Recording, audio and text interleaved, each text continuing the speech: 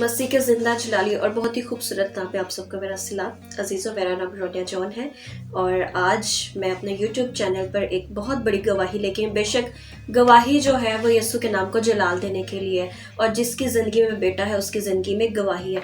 तो मैं आप सबसे ये रिक्वेस्ट करूँगी कि जब कभी भी आपकी ज़िंदगी में कोई भी ऐसा मौजज़ा हो तो उसको दूसरों तक ज़रूर पहुँचाएं, क्योंकि जब हम ईमान लेके आते हैं और हमारी ज़िंदगी में मौजज़े होते हैं तो जो ईमान में कमज़ोर होते हैं ना, तो हमारे मौजज़ों के वसीला से जो हमारी ज़िंदगी में खुदावंद ने की है अपने जलाल के वसीला से, यीशु के नाम से हुए हैं, दूसरों की हौसला अफजाई भी होती है। तो आज ही मेरे पास एक बड़ी गवाही है। हमारे साथ हमारी बहन है, बहन नैना, जो हमारी मिनिस्ट्री में है और हमारी मिनिस्ट्री का नाम है the power of healing Christ ministry.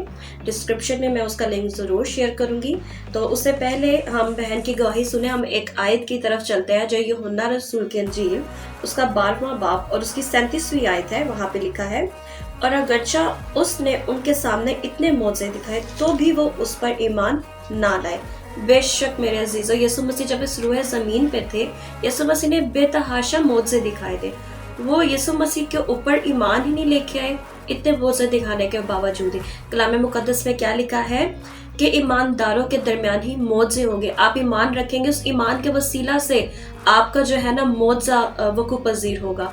इसी तरह अगर हम देखते हैं कि जो बीमार औरत थी 12 साल से, जिसके खून जारी था, जब यीशु मसीह वहाँ पे कलाम मुकद्दस में लिखा है कि जब यीशु मसीह जा रहे थे इतनी भीड़ थी कि वो भीड़ यीशु के ऊपर गिरी पड़ी जाती। जब औरत ने यीशु के पल्ले को छुआ तो वहाँ पर यीशु के अंदर से कुव्वत निकली। तो यीशु ने बोला कि किसी ने मुझे छुआ क्योंकि मेरे अंदर से कुव्वत निकली है। तो यीशु के शागिर्दों ने कहा कि ऐसा कैसे हो सकता है, बहुत से लोग जो है वो तुझ पर गिरे पड़े जाते हैं। तो यीशु ने कहा नहीं, मुझ में से कुव्वत निकली है। बेशक जब हम अपने मौजे को रिसीव करते हैं तो वह हम अपने ईमान के जरिए यीशु की कुव्वत से हम उसको रिसीव करते हैं।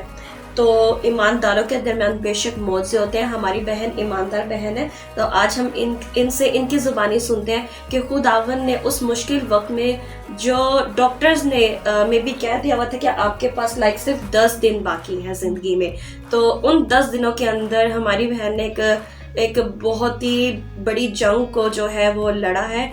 और बेशक लड़ने वाला खुदावंद है, लेकिन खुदावंद हमें इस्तेमाल करता है। तो हम अपनी बहन से सुनते हैं कि खुदावंद ने कैसे इनकी ज़िंदगी में बड़ा मौजज़ा किया है। मसीह में आप सबका सलाम। मेरी गवाही कुछ इस तरह से है कि मुझे कैंसर था और 2020 में मुझे डायग्नोस हुआ और मेरी 3rd स्टेज थी। जब मैंने रिपोर्ट ली अपने हाथों में तो उस वक्त मैं परेशान नहीं हुई, डगमगाई नहीं, बल्कि मैंने उनको पकड़कर यही कहा कि ये मेरे लिए मौत का नहीं बल्कि खुदा के जलाल का बाइस बनेगा, क्योंकि ये 3rd स्टेज है। तो खुदा बाप, खुदा बेटा, खुदा पाक रूह कुद्दस, ये मेरे लिए जलाल का बाइस बनेगा। ऐसा ही हुआ जब सबको पता चला कि मुझे कैंसर है। बट मुझे कैंसर था तो आप यकीन माने कि सब लोग जितने भी थे, सब लोग बहुत परेशान और मायूस हुए। लेकिन उस दौरान में मैं बहुत स्ट्रांग थी, क्योंकि मेरा ईमान था कि मेरा यीशु मुझे कैंसर से आज़ाद करेगा। ऐसा ही हुआ कि मुझे 11 कीमोथेरेपीज लगी और उसके बाद मेरे पूरे बाल उतर चुके हुए थे। इवन कि जैसे एक बच्चे की टिंड हो जाती है, सेम ऐसे ही था। और खुदा ने मुझे नए बाल दिए bye the grace of God.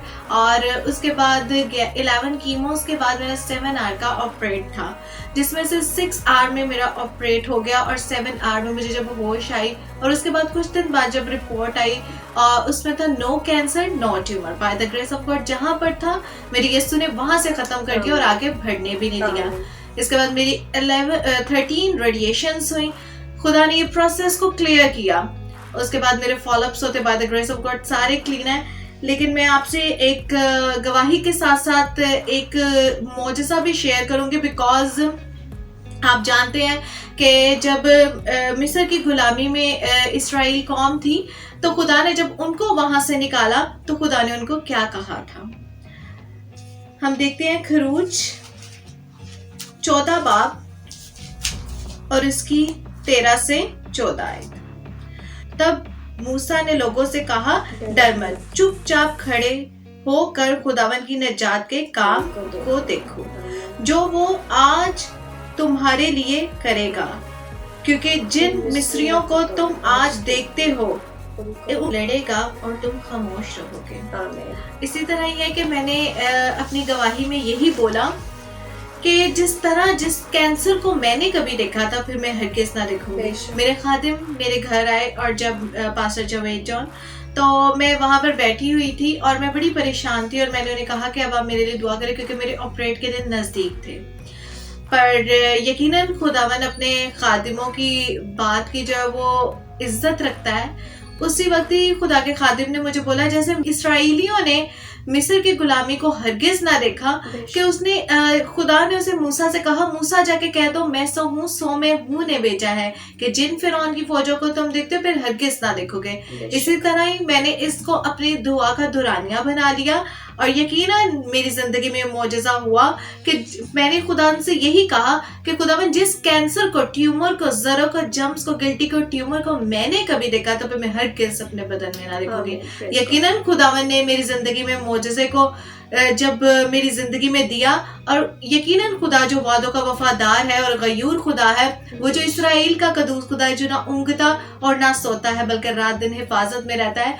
जब मैं फॉलोअप के लिए जाती हूँ तो मेरे सारे टेस्ट नीट एंड क्लीन है। इवन के गैर कौमें इस चीज को बयान करती हैं, इस मिरेकल को बोलती हैं कि आपके यीशु ने तो कैंसर को जड़ से खत्म कर दिया। Bye the grace of God जहां पर था वहां से खत्म हो गया, खुदा ने आगे बढ़ने भी नहीं दिया और यीशु के लहू से, यीशु के नाम से जड़ से खत्म हो गया।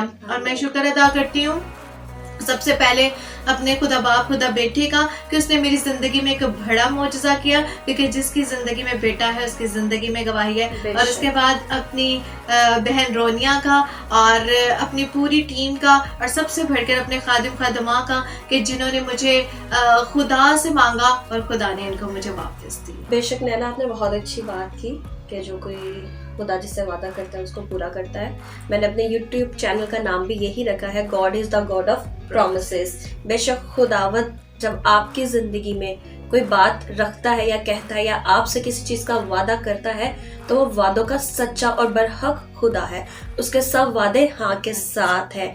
तो हम ऐसे ही अगली गवाहियों के साथ आपके साथ आते रहेंगे ताकि जिस तरह खुदावत ने मेरी ज़िंदगी में, नैना की ज़िंदगी में बड़े और जलाली काम किए, हमारी गवाहियों के वसीला से और जितनी बहनें या भाई आएंगे अपनी गवाही सुनाने के लिए वो मैं ज़रूर आपके साथ शेयर करूंगी ताकि इसी तरह आप लोग भी ईमान में पुख्ता रहे और ईमान में आगे बढ़ते जाएं और मसीह को अपने ज़िंदगी में पहला दर्जा दें। God bless you all.